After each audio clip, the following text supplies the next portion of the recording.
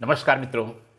हमारे जो लोगो, जो इंडस्ट्री के लोगो, आपके बिजनेस के लोगो और जो भी ये चिन्ह आप इस्तेमाल करते हैं, उस पर पिछले वीडियो पर जिस तरह से आप लोगों ने उत्साहवर्धक प्रतिक्रिया दी है, उससे हम लोग का बड़ा ही मन बढ़ा है। और जैसा मैंने वादा किया था कि वीडियो लंबा हो गया था, लेकिन उसमें जो अलग अलग आयाम हैं, अलग अलग डायमेंशन हैं, उस पर मैं अलग अलग चर्चा करूंगा। और जैसा मैंने वीडियो में वादा किया था और लोगों के आग्रह भी आए, तो फिर हमने लोगों ने निर्णय लिया कि वह वीडियो बनाते ही हैं।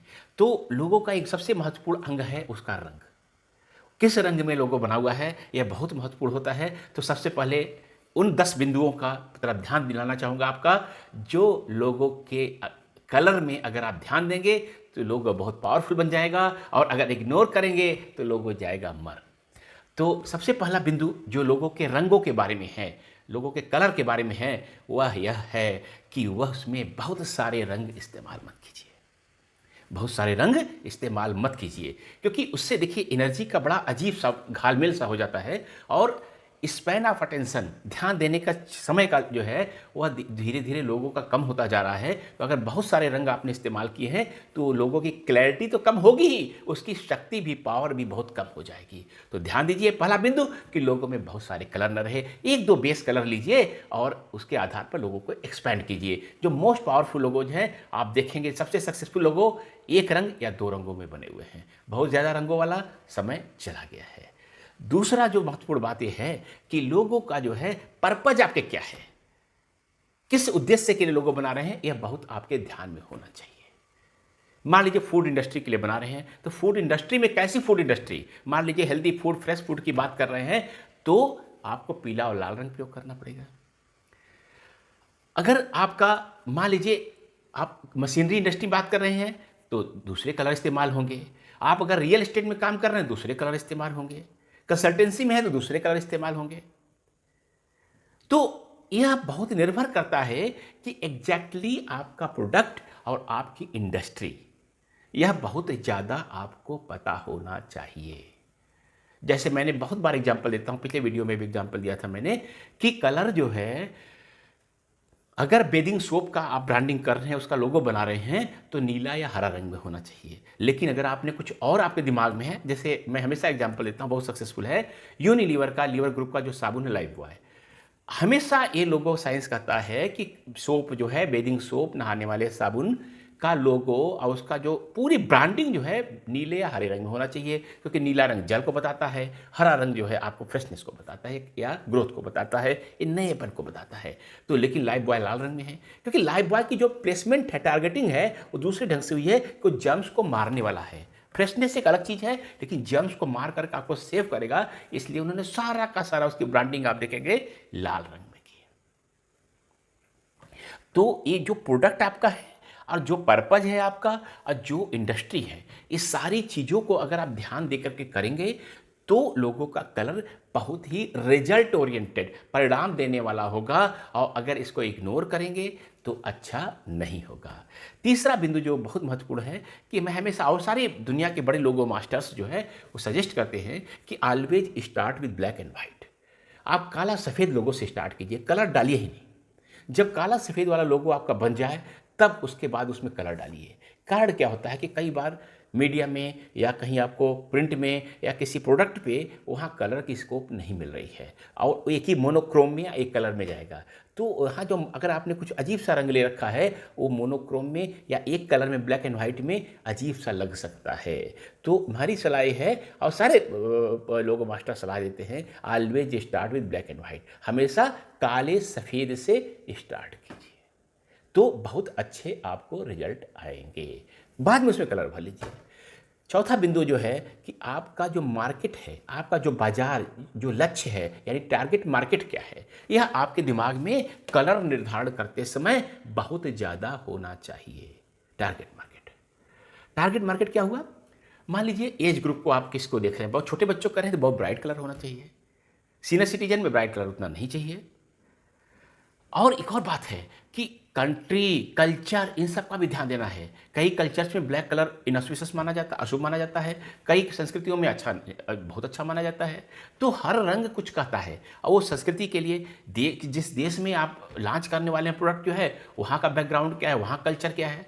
तो ये पूरा स्टडी आपको करना पड़ेगा कि जिस एज ग्रुप के लिए आप कर रहे हैं, जिस कंट्री के लिए कर रहे हैं, जिस कल्चर कर रहे हैं, जिस सेक्स के लिए कर रहे हैं, ये सारा का सारा, जैसे आप जानते हैं पिंक कलर एक अलग सिंबोलिज्म में आ गया है आजकल, गुलाबी रंग।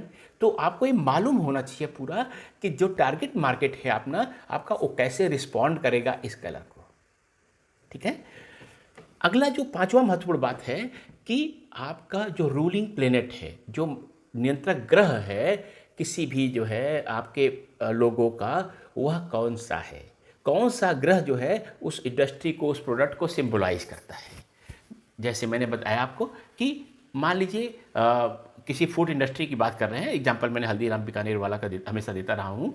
तो पीले और लाल रंग को क्यों इस्तेमाल करते हैं? क्योंकि वह पूरा का पूरा जो फूड इंडस्ट्री फ्रेश वाली है वो मंगल और बृहस्पति से सिंबलाइज होती है, मंगल और बृहस्पति से। तो मंगल और बृहस्पति से अगर आप जो करेंगे तो बृहस्पति का पीला रंग है और मंगल का लाल रंग है। तो इसका आप अगर बहुत अच्छे से फ्रेश फूड इंडस्ट्री में इस्तेमाल करेंगे, न्यूट्रिशियस फूड इंडस्ट्री में इस्तेमाल करेंगे तो बहुत अच्छे रिजल्ट आते हैं, बहुत अच्छे रिजल्ट आते हैं। अगर आप रॉयल्टी दिखाना चाहते हैं, कोई जो आपका ग्रह जो है, तो आप सूर्य को, मतलब कोई रॉयल्टी कि बड़ा एलिट क्लास के लिए है, तो आप सूर्य के गोल्डन कलर का प्रयोग करेंगे। तो इस तरह से मान लीजिए आप कोई महिलाओं संबंधित है तो, या वीनस से संबंधित है, तो पेस्टल कलर जो है बहुत ज़्यादा इस्तेमाल होंगे। पानी का है तो चंद्रमा का वाइट कलर इस्तेमाल होगा, ब्लू इस्तेमाल होगा, ब्लैक इस्तेमाल होगा। तो ये पूरा का पूरा ग्रह, जो आपकी इंडस्ट्री है, जो आपका प्रोडक्ट है, वो किन ग्रहों से संचालित होता है, वह आपको ध्यान देना पड़ेगा। और अगर कन्फर्मिटी में नहीं ला पा रहे हैं तो कम से कम उल्टा नहीं करना है। अगला है, जो छठा बिंदु है कि आपके कलर्स जो है, अगर कोई कंपनी का की पर्सन है, महत्वपूर्ण व्यक्ति है, तो उससे, उसके होरोस्कोप से, उससे कंट्रास्ट में नहीं जाना चाहिए। जो उसका रूलिंग प्लैनेट है, जो उसका लकी प्लैनेट है, उससे अलग नहीं जाना चाहिए। यह बात ध्यान देने वाली बात है, लेकिन ये वहीं लागू होगा जहाँ पर जो है वास्तव में कोई महत्वपूर्ण व्यक्ति एक बैठा हुआ है। लेकिन अगर बड़ी कॉर्पोरेट है तो वहाँ महत्वपूर्ण कुछ नहीं होता, कंपनी खुद एक बहुत बड़ी एंटिटी हो जाती है, पर्सनालिटी हो जाती है, तो वहाँ दूसरे ढंग से देखा जाएगा। अगला जो सातवां बिंदु है कि अगर आपकी लोगों में वर्ड्स हैं, यानी वर्ड मार्क, जैसे कि कोका कोला, गूगल, वीजा, इन सब का देखेंगे लोगों तो केवल वर्ड लिखे, अल्फ़ाबेट्स लिखे हुए हैं। या ऐसा भी हो सकता है मोनोग्राम आपका लेटर मार्क में दिया हो, जैसे HBO, नासा, इस तरह से अगर है, तो इन सब में क्या होता है कि लिखते ही कोई अल्फ़ाबेट आपका numerology comes into picture, numerology का रोल आ जाता है। तो न्यूमरोलॉजी का जब रोल आ जाता है तो फिर जो है आपको न्यूमरोलॉजी का ध्यान देना पड़ेगा। तो जो न्यूमरोलॉजी का आपका की ग्रह आया है, उसके रंग आए हैं, उससे उल्टे रंग एकदम से नहीं लेने, एकदम से नहीं लेने, ये ध्यान दीजिएगा। लेकिन फिर मैं दोहरा दे रहा हूँ कि यह वहीं लागू होता है जहाँ पर कुछ लिखा हुआ है। अगर केवल पिक्टोरियल जो है आपका है, जो है ब्रांड मार्क या पिक्टोरियल मार्क है आपका, जैसे एप्पल का, स्टारबक्स का, वहाँ तो कुछ लिखा ही नहीं है, तो वहाँ पर यह सिद्धांत लागू नहीं होगा, या ध्यान देने की जरूरत नहीं होगी। आठवां बिंदु है कि कलर्स में आपस में कंट्राडिक्शन, विरोध नहीं होना चाहिए जब तक आवश्यक न हो। क्या विरोध कभी आवश्यक हो सकता है? हाँ, विरोध कभी कभी आवश्यक होता है। जो ऊर्जा क्षेत्र में कंपनियां काम कर रही हैं, जो एनर्जी सेक्टर में काम कर रही हैं, वहाँ पर कंट्रास्ट, क्योंकि दो विरोधी जब ग्रह काम करते हैं, दो विरोधी रंग काम करेंगे तभी एनर्जी पैदा होगी। आपने देखा होगा जब आप स्विच लगाते हैं जो है किसी भी इलेक्ट्रिकल इंस्ट्रूमेंट के लिए, तो प्लस माइनस दोनों रहता है। ठीक है, प्लस माइनस दोनों रहता है। तो प्लस माइनस क्या है? विरोध है, तभी तो बिजली चलती है। तो यह सिद्धांत है। तो लेकिन सामान्य रूप से आपको कंट्रास्ट, कंट्राडिक्शन वाले रंग इस्तेमाल नहीं करना चाहिए, उनके आपस में हार्मनी होनी चाहिए। और एक और बात, कभी कभी ऐसे मैंने देखा कि जब जो है कॉम्बिनेशन वाले आप लोगो बना रहे थे, यानी उस पर कुछ लिखा भी है, कुछ इमेज भी है, ठीक है ना, तो वहाँ पर दो कंट्रास्ट अनोइंगली जो है लोगो डिजाइनर्स जो है पिक्चर का जो कलर लिया उन्होंने, वो नीचे जो वर्ड मार्क होता है, जो लिखा हुआ रहता है, उसके आपस में कंट्राडिक्शन पैदा कर देते हैं और उस कार्ड से लोगो जाता है मर और क्लाइंट को फ़ायदा नहीं मिलता है। तो ये भी बात आपको ध्यान देनी पड़ेगी कि आपस में कंट्राडिक्शन नहीं होना चाहिए। और खासकर कंट्राडिक्शन जाकर के तत्वों पर जो है बहुत ज़्यादा फिक्स हो जाता है। मान लीजिए एक रंग आपने अग्नि तत्व का लिया है, एक रंग जल तत्व का लिया है, तो आपस में संघर्ष होगा ही, लोगों की एनर्जी एकदम अलग ढंग से चली जाएगी। ठीक है ना। वायु तत्व ले लिया आपने, ठीक है, और वायु तत्व ले लिया आपने, और आपने अग्नि तत्व ले लिया, तो अग्नि तत्व वायु तत्व जब आएंगे तो अग्नि तत्व का प्रमोट करेगा, वायु तत्व अग्नि तत्व को समर्थन देगा, तो एनर्जी बहुत ज़्यादा लोगों की बढ़ जाएगी। तो क्या आपको इतनी एनर्जी चाहिए, ये भी आपको ध्यान देना पड़ेगा। तो खासकर तत्वों का जो है, ये जो मैंने कंट्रास्ट बताया, इसमें तत्वों का भी आपको बहुत ध्यान देना पड़ेगा। अच्छा, मैं खुद 30 साल से ज्योतिष वास्तु पढ़ा रहा हूँ, फेंगशुई पढ़ा रहा हूँ, तो हम लोग को इन सब चीज़ों का विशद ज्ञान है, और यही कारण है कि हमारे लोग हाईली सक्सेसफुल होते हैं, और 10% से 50% तक ग्रोथ कंपनी को दे देता है एक हमारा पावरफुल लोगो। लेकिन अगर आप लोगो हमसे नहीं बनवा रहे हैं, कहीं और बनवा रहे हैं, तो ये बात ध्यान रखिए कि आप अगर लोगों को डिजाइन करने वाले का ज्योतिष वास्तु फेंगशुई का पृष्ठभूमि नहीं है, बैकग्राउंड नहीं है, तो ज़रूर किसी न किसी को कंसल्टेंसी के लिए इंगेज जरूर कर लीजिए। क्योंकि एक दिखने में अच्छा लोगो और पावरफुल लोगो, रिजल्ट देने वाले लोगो, दोनों में बहुत अंतर होता है। तो अगर आपका जो लोगो डिजाइनर है उसको इन सब का बैकग्राउंड नहीं है, तो किसी न किसी ऐसे बैकग्राउंड वाले व्यक्ति जो प्रोफेशनल हो, ऐसी ऐरा गैरा ना हो, उसकी ज़रूर सहायता ले लीजिए। 9वां बिंदु है कि डू नॉट, जो बेस जिस पर लोगो प्रिंट होना है या एम्बॉस होना है या इनग्रेव होना है, उभारना है, उसको कभी मत भूलिए, कभी मत भूलिए। क्योंकि क्या होता है कि बहुत बार ऐसा होगा कि जो मटेरियल जिस पर स्टफ करना है, उस पर एंग्रेव करना है, उतना करना मुश्किल हो जाए, बहुत ज़्यादा कॉम्प्लिकेटेड बनाया आपने, या वो किसी विशेष रंग का है, तो वो रंग के बैकग्राउंड में जो है यह लोगो कैसा लगेगा।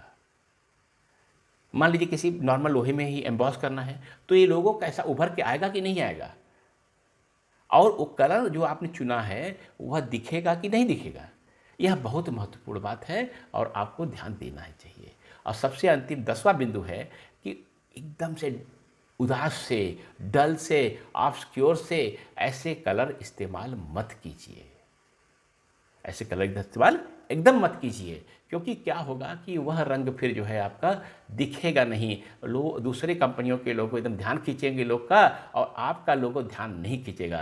तो इसमें देखिए 10 बिंदु जो मैंने रंगों के बताए हैं, इसमें व्यवहारिक जो इंट्रिंसिक वैल्यू बढ़ाते हैं उसकी भी बात की है मैंने, अंदरूनी उसकी शक्ति जो बढ़ाते हैं उसकी बात की है, और बाहर से आकर्षक बनाने वाली बात की है। और आपने देखा होगा कि इतना रंग, लोगों के रंगों के बारे में इतने विशद ढंग से आज तक किसी ने नहीं बताया है। उसका कारण यह है कि हम लोगों ने लोगों पर जो एक्सपेरिमेंट करके, रिसर्च करके, शोध करके जितने अनुभव लिए हैं और मोस्ट सक्सेसफुल लोगो डिलीवर किया है, तो इसलिए उसका कारण यही है।